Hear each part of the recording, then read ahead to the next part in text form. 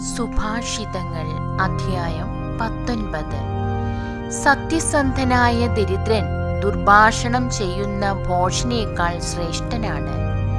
വിജ്ഞാനരഹിതമായ ഉത്സാഹം ശ്രേയസ്കരമല്ല. തിടുക്കം കൂട്ടുന്നവന് വഴി തെറ്റുന്നു. സ്വന്തം പോഷത്വമാണ് നാശത്തിലെത്തിക്കുന്നത്. എന്നിട്ടും ഹൃദയം കർത്താവിനെതിരെ കോപം കൊണ്ട് ജ്വലിക്കുന്നു. സമ്പത്ത് അനേകം പുതിയ സ്നേഹിതരെ നേടുന്നു. ദാരിദ്ര്യം ഉള്ള സ്നേഹിതരെ പോലും അകറ്റുന്നു. കള്ളസാക്ഷി ശിക്ഷിക്കപ്പെടാതിരിക്കുകയില്ല. കള്ളം പറയുന്നവൻ രക്ഷപ്പെടുകയില്ല.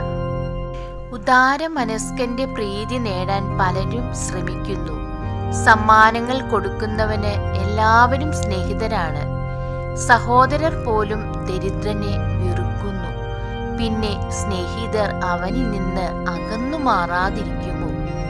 അവൻ നല്ല വാക്കുകൾ പറഞ്ഞ് അവരുടെ പിറകെ പോകുന്നെങ്കിലും അവർ വശപ്പെടുന്നില്ല.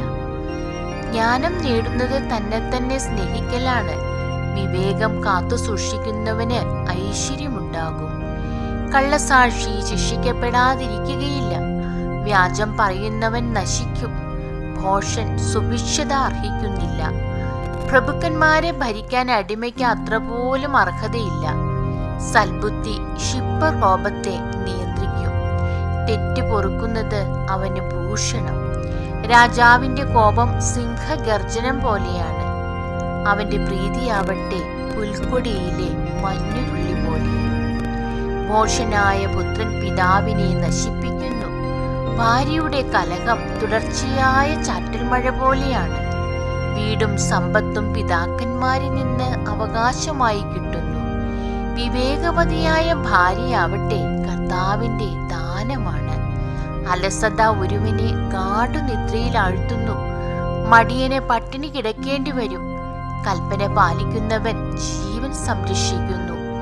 ഉപദേശത്തെ നിന്ദിക്കുന്നവൻ മൃതിയടയും.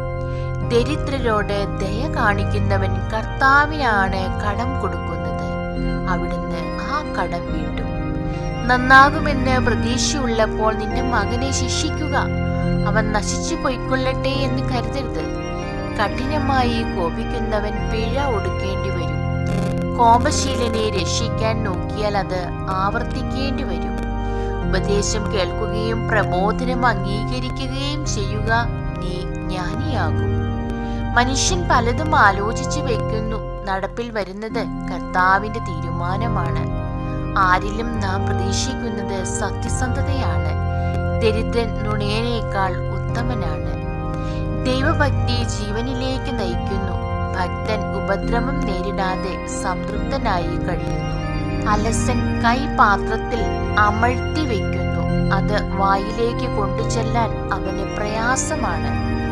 പരിഹാസകൻ പ്രഹരമേൽക്കുന്നത് കണ്ട് അല്പബുദ്ധികൾ വിവേകം പഠിക്കും. ബുദ്ധിയുള്ളവൻ ശാസനം കൊണ്ട് തന്റെ വിജ്ഞാനം നേടും.